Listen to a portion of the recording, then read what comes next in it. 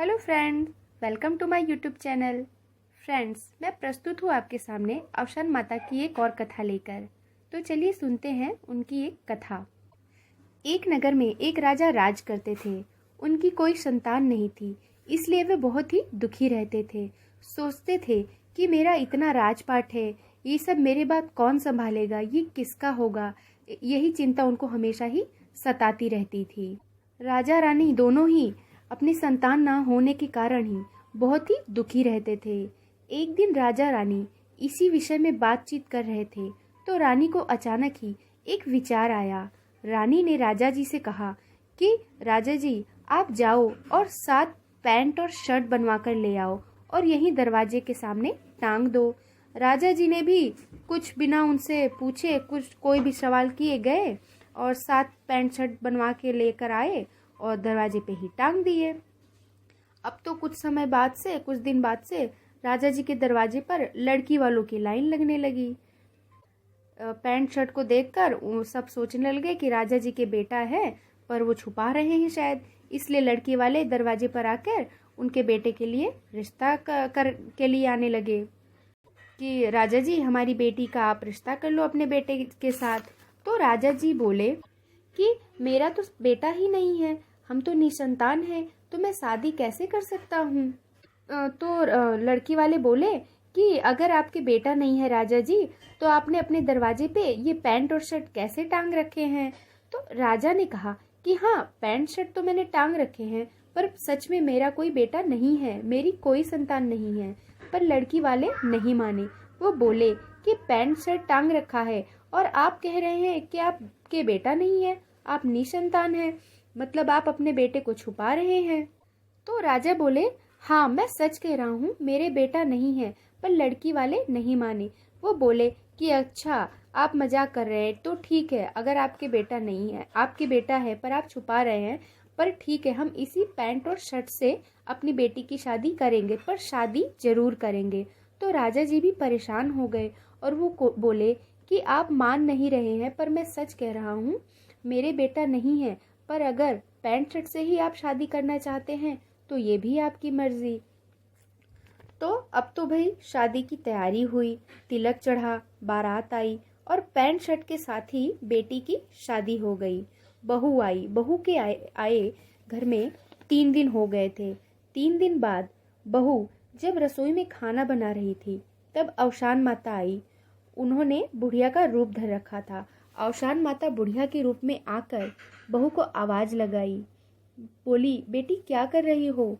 तो बहू रसोई में से आते हुए बोली, माता जी, भोजन बना रही हूँ। तब अवसान माता बेटी से कहने लगी कि बेटी, मैं एक बात कहूँ, मेरी बात मानोगी। बहू बोली, हाँ माता जी, कहिए। तो अवसान माता बोली कि जब तुम्हारे ससुर जी भोजन करने आए तो तुम उन्हें आज भोजन में बिना नमक की दाल देना, और अगर बोले कि बिना नमक की दाल कैसे, तो अपने ससुर जी से पूछना कि पिताजी, बिना बेटे की बहू कैसे। तो बहू बोली, ठीक है। फिर वो माता जी से पूछने लगी कि माता जी, आज के दिन नमक डाल दूं, कल नहीं डालूंगी। तो माता जी हंसकर बोली, ठीक है, पर कल जरूर ये बात उनसे पूछना। बहू बोली, ठीक है। अब दूसरे दिन बहू ने भोजन बनाया और अपने ससुर जी को बुलाया कि पिताजी, आइए भोजन कर लीजिए। अब राजा जी भोजन के लिए आए। उन्होंने भोजन शुरू किया और जब उन्होंने दाल खाई तब बहू को बुलाकर पूछने लगे कि बहू, आज बिना नमक की दाल कैसे बनाई है। तो बहू बोली कि पिताजी, बिना बेटे की बहू कैसे।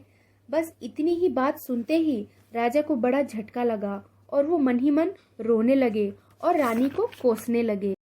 वो रानी पर खूब गुस्सा होकर बोले कि अगर ये रानी ने पैंट शर्ट टांगने को ना कहा होता और मैंने ये किया ना होता तो आज बहू मुझसे ये बात कैसे कह सकती थी। अब तो राजा बहुत चिंता में पड़ गए और बोले कि मैं जा रहा हूँ, गंगा जी में अपने प्राण त्याग दूंगा। ये सुन रानी बोली कि आप मेरे कारण ही गंगा जी में डूबने जा रहे हैं, मेरे ही इस तरह के कहने से आपने किया और आप ही अपनी गलती मानकर डूबने जा रहे हैं, तो भला मैं जीवित रह के क्या ही करूंगी। मैं भी चल रही हूँ आपके साथ, मैं भी गंगा जी में डूब के अपने प्राण त्याग दूंगी। राजा रानी की ये बात सुनकर अब बहू भी बोली कि आप सबने पैंट और शर्ट के साथ ही मेरी शादी करके मुझे इस घर में ले आए, तो मैं भी जीकर क्या ही करूँगी। मैं भी चल रही हूँ आप सबके साथ, आप दोनों के साथ। मैं भी गंगा जी में डूब के अपने प्राण त्याग दूंगी। अब ये तीनों गंगा जी में डूबने के लिए चल दिए। गंगा के किनारे पहुंचे तो देखा कि अवसान माता बुढ़िया का रूप धर गंगा जी के किनारे खड़ी हैं और गंगा माँ भी एक सुंदर से राजकुमार को तैयार किए साथ ही खड़ी हैं। जैसे जैसे राजा और रानी और ये बहू, ये तीनों गंगा जी में डूबने के लिए आगे आगे बढ़ते जा रहे थे, उसी समय उस राजकुमार ने आवाज लगाई कि पिताजी, आप सब मेरे कारण क्यों डूबने जा रहे हैं? मैं तो आप ही की संतान हूँ ना, आपका बेटा हूँ। इतना कह के राजकुमार ने माता पिता के पैर छूकर उन्हें प्रणाम किया और बहू के पास आकर कहा कि आप मेरी पत्नी है और मैं आपका ही पति हूँ।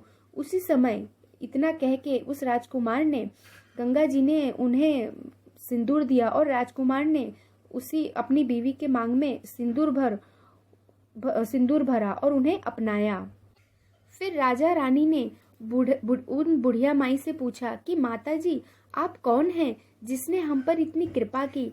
तब बुढ़िया माँ अपने असली रूप में आकर बोली कि मैं अवसान माता हूँ।